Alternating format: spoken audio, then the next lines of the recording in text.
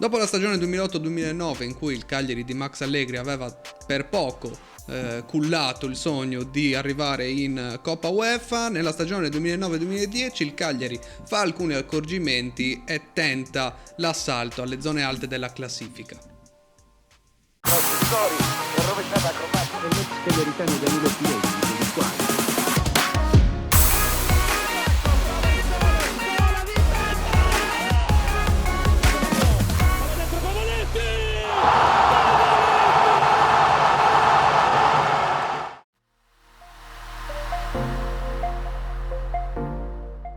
Bentornati su Cronache di Casteddu. Oggi per l'episodio di Cagliari Calcio Story andiamo avanti dopo la scorsa stagione in cui abbiamo visto il Cagliari di Max Allegri nel 2008-2009 che si toglie qualche soddisfazione andando per esempio fra tanti andando a vincere a Torino contro la Juventus, cosa che non accadeva da 41 anni, vincere per 3-2. In questa stagione il Cagliari non cambia più di tanto il suo organico, vista anche comunque gli ottimi risultati ottenuti nella stagione precedente, si limita a fare semplicemente qualche accorgimento. La grande partenza per quell'anno sarà quella sicuramente di Robert Acquafresca, infatti l'attaccante tornerà all'Inter dopo aver finito il prestito per poi trasferirsi al Genoa. Arriverà poi per sostituirlo il brasiliano capocannoniere del campionato portoghese per quell'anno, Nené Miguel Anderson da Silva. Poi partirà anche Andrea Cocco in prestito, stavolta però andrà all'Alghero. Partirà anche Marco Mancosu che verrà scambiato con l'Empoli. Arriverà poi dall'Empoli il difensore Lino Marzorati. Arriverà anche poi a titolo definitivo Federico Marchetti che verrà riscattato dall'Albino Leffe, e arriverà anche in comproprietà il portiere che poi succederà a Federico Marchetti, che è Michael Agazzi. Arriverà in comproprietà con la Triestina, in cui però rimarrà per i primi 6 mesi del campionato. Oltre a loro rientrerà in Sardegna dopo il prestito al Velez Joaquin Larrivei, dopo aver ritrovato un po' se stesso, e vedremo che questa sarà anche la sua miglior stagione con la maglia del Cagliari. Tornerà quindi Joaquin Larrivei e arriverà dalla Sampdoria in prestito anche un giovane Daniele De Sena. Le partenze, oltre a quella di Robert Acquafresca, sarà anche quella di Michele Fini che si accaserà al Siena da svincolato, e per il mercato estivo la situazione si chiuderà così. Il campionato del Cagliari parte sulla falsariga del campionato precedente, l'unica differenza è che alla prima giornata si riesce a trovare subito il primo punto. Infatti a Livorno il Cagliari pareggia per 0-0 prima di andare a perdere 3 partite consecutive contro il Siena per 3-1 in casa, contro la Fiorentina in trasferta per 1-0 e contro l'Inter in casa. Nella partita con l'Inter in casa però, oltre alla prestazione messa in campo, ricordiamoci che stiamo parlando dell'Inter che poi vincerà il campionato, la Coppa Italia e anche la Champions League, perché è l'Inter del triplete, è l'Inter di Mourinho. Il Cagliari riuscirà a passare in vantaggio con un calcio di rigore trasformato da Gedà prima di essere raggiunta da una doppietta di Diego Milito a inizio secondo tempo. Quello che però fa ben sperare per i tifosi del Cagliari è che il Cagliari va vicinissimo sia al gol del 2-0 mentre era ancora in vantaggio per 1-0, quindi sul finale del primo tempo e inizio secondo tempo, sia al gol del pareggio poi dopo che l'Inter ha ribaltato il risultato. Quindi un Cagliari convincente che infatti capitalizza poi nella giornata successiva tutto ciò che di buono riesce a creare, perché va a Bari e con un gol di Nené, il neopromosso Bari, con un gol di Nené riesce a portare a casa l'intera posta e centrare la prima vittoria in campionato in trasferta alla quinta giornata. Nella giornata successiva c'è una seconda trasferta, quindi 2 trasferte consecutive, e il Cagliari riesce a vincere anche a Parma per 2-0. Prima di arrivare al primo successo interno del Cagliari bisogna passare per le sconfitte con il Chievo in casa per 2-1 e con il Catania a Catania, dove ricordiamo, non si può non citare la grandissima rovesciata di Daniele De Sena, un gol che sicuramente ha fatto, diciamo, storia per quanto riguarda il Cagliari e il Cagliari di quel periodo. rovesciata tanto bella quanto inutile, perché poi il Catania vincerà per 2-1 con il gol di Martinez. Superate quindi queste due sconfitte consecutive, il Cagliari riesce finalmente a centrare la prima vittoria interna contro il Genoa, vincendo per 3-2 dopo essere stata in svantaggio con i gol di Mesto, un tiro deviato dalla barriera che beffa Marchetti, e il 2-1 di Floccari. La vittoria contro il Genoa per 3-2 in casa darà il là a una serie di 4 vittorie consecutive per il Cagliari, che riuscirà poi a imporsi per 1-0 sul campo della Lazio all'Olimpico, riuscirà a vincere per 3-0 e per 2-0 anche contro l'Atalanta e contro la Sampdoria. Ricordiamo che la Sampdoria quell'anno poi si ritroverà in una lotta serrata per il quarto posto e quindi per l'accesso in Champions League con il Palermo. La striscia di vittorie consecutive, di 4 vittorie consecutive, si interrompe a San Siro, dove il Cagliari va a affrontare il Milan, un Milan che sappiamo bene che il Milan di quell'anno non era per niente da sottovalutare, era un Milan che poteva vantare una coppia di attaccanti come Pato e Borriello, in più in organico c'erano giocatori del calibro di Seedorf e di Ronaldinho, e proprio questi 4 giocatori segneranno i 4 gol che regaleranno al Milan la vittoria per 4-3, con un Cagliari però che si dimostra essere all'altezza di una squadra forte come il Milan. Infatti dopo il vantaggio del Milan con i gol di Seedorf, il Cagliari riuscirà alla mezz'ora a ribaltare il risultato con il gol di Lazzari dopo il pareggio di Matri. Poi il Milan ovviamente si farà vivo di nuovo davanti con il gol di Borriello, poi il gol di Pato, bellissimo il gol di Pato, e poi con il gol di Ronaldinho sul calcio di rigore. Il Cagliari che riuscirà a accorciare la distanza anche al 70esimo, portandosi sul 4-3 con il gol di Nenè, ma la partita si chiuderà sul 4-3 per i rossoneri. La giornata successiva però è una di quelle che a Cagliari viene ricordate con maggior gioia, perché il Cagliari ospita al Sant'Elia la Juventus e c'è forse uno dei gol più belli che abbiamo visto segnare al Sant'Elia. Oltre al gol di De Sena in rovesciata, per quella stagione uno dei gol più iconici è sicuramente il gol di Miguel Anderson da Silva Nenè, che come racconta Vittorio Sanna ammazza una famiglia di ragni sotto l'incrocio con una staffilata che parte dal lato destro della tre quarti e si infila all'incrocio, e Buffon non può far niente. La partita va avanti, il Cagliari riuscirà addirittura a trovare il 2-0 e chiudere così la partita con il doppio vantaggio e con una vittoria per 2-0 sulla Juventus, con il contropiede con Alessandro Matri che brucia Cannavaro in fila sotto le gambe di Buffon in uscita. Una vittoria che è molto dolce per il Cagliari. La giornata successiva però sulla strada del Cagliari si trova il Palermo, un Palermo che come abbiamo già visto prima si troverà a lottare per la quarta posizione insieme alla Sampdoria fino all'ultima giornata di campionato. Un Palermo che però in quel momento è reduce da una sconfitta per 1-0 sul campo del Chievo Verona. Un Palermo che ha voglia di riscattarsi e che ha dei giocatori veramente validi in quella rosa, uno su tutti Javier Pastore appena arrivato in Italia. Un Palermo che ha voglia di riscattarsi con in panchina a subentrare a Walter Zenga l'arrivo di Delio Rossi. Un Palermo che riuscirà a ribaltare il risultato con il Cagliari che era riuscito a portarsi in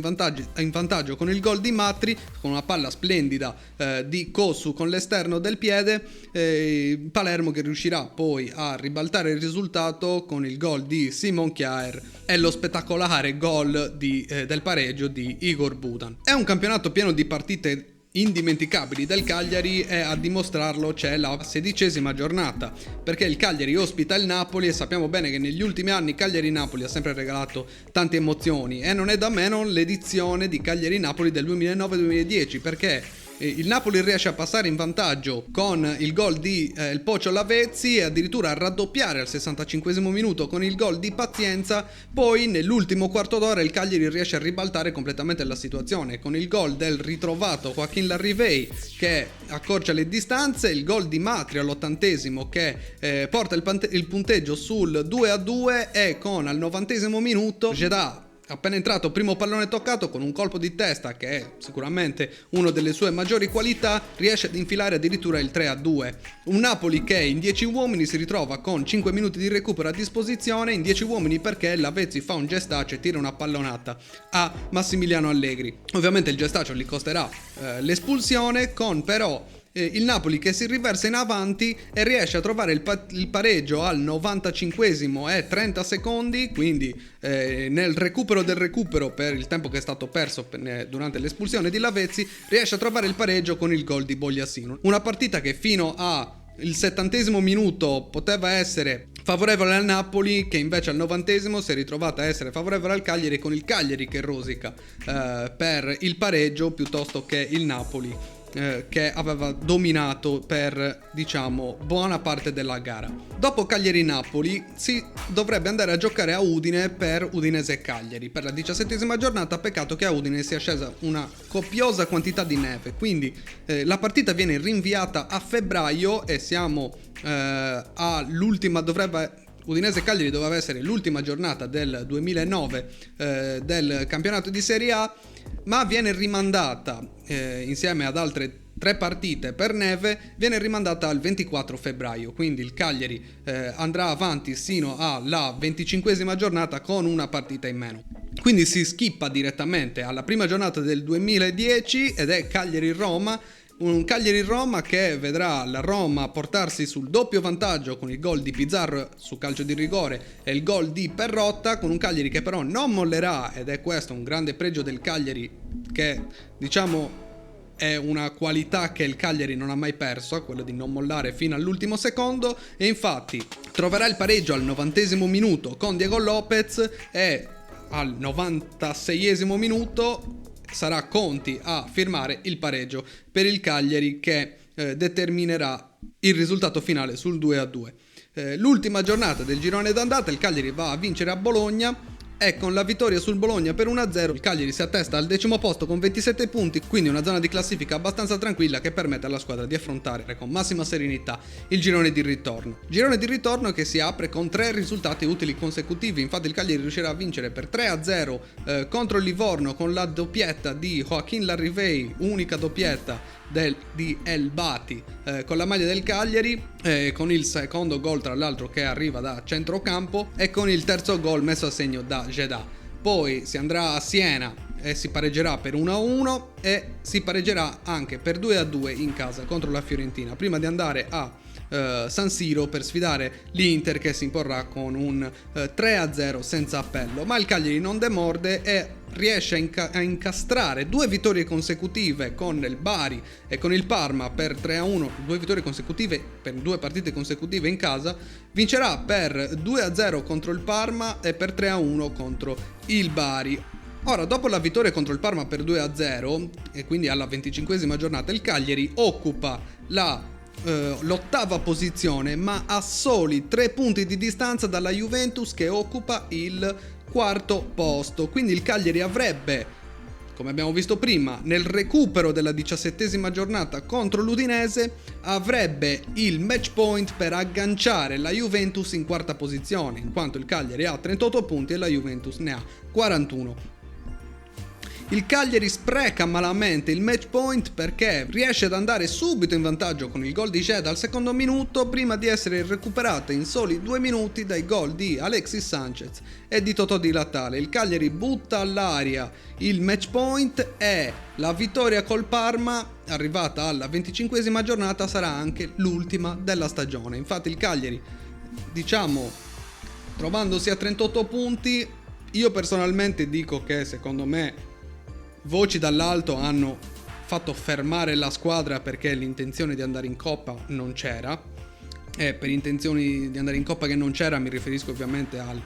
presidente della squadra, ma non solo, perché il Cagliari nelle successive 8 partite racimola solamente 2 punti. Sono 2 pareggi che arrivano con il Catania e con la Sampdoria per 1-1 e per 2-2 con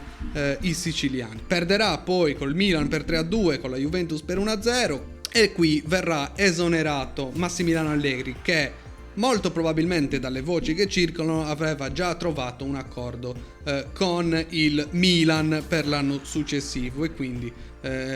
a detta di Cellino il fatto che Allegri non stesse più lavorando con la serenità che dovrebbe avere un allenatore che deve portare a termine un campionato, viene esonerato, e per dare una scossa alla squadra viene promosso dalla primavera Giorgio Melis. Il Cagliari con Giorgio Melis nelle ultime 5 giornate di campionato non riuscirà comunque a centrare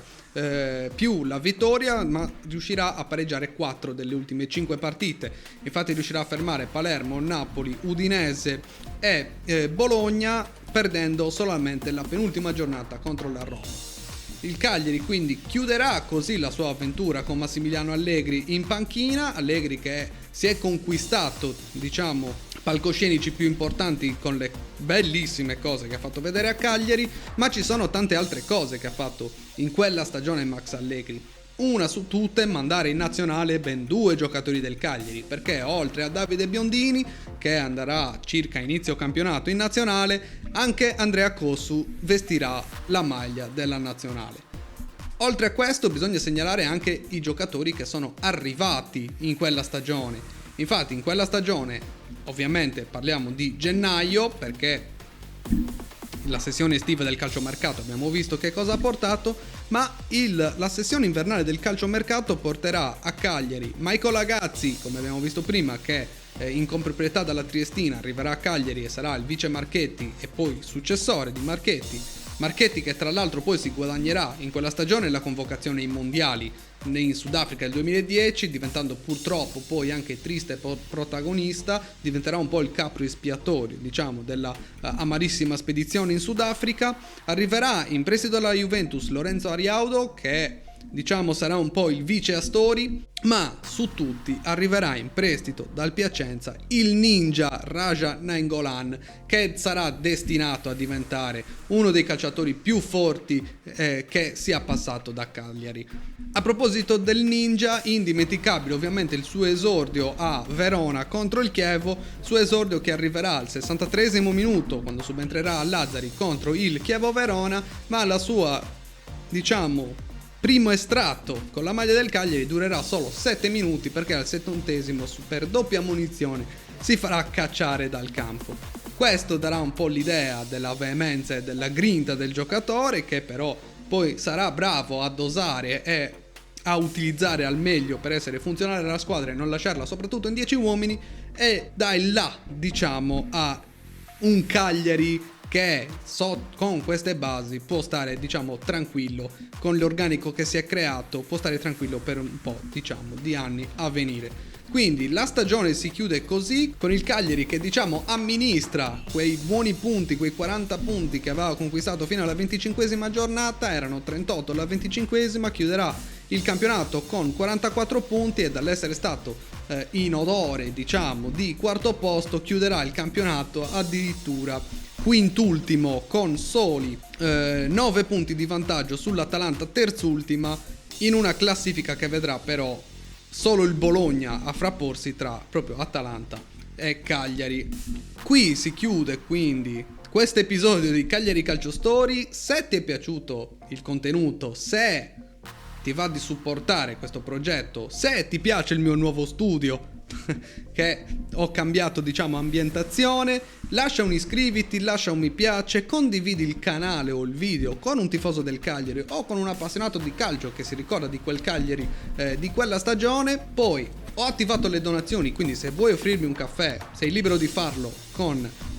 i super grazie. Io ti ringrazio per avermi seguito fino a questo punto. Non perderti il mercoledì o ogni mercoledì alle ore 18 la live in cui parliamo degli ultimi avvenimenti del Cagliari, e poi ovviamente ogni volta che il Cagliari gioca il mio video sarà sempre pronto a uscire con l'analisi della partita e il commento. Quando aprirà il mercato e quando la finestra del mercato sarà aperta, ci sarà anche l'appuntamento con il punto sul mercato, ovviamente settimanalmente. Quindi io ti invito a iscriverti al canale per rimanere sempre aggiornato sugli ultimi avvenimenti di Cagliari e del Cagliari, e di lasciare un mi piace se ti è piaciuto il contenuto. Io ti ringrazio e ci vediamo alla prossima puntata. Ciao!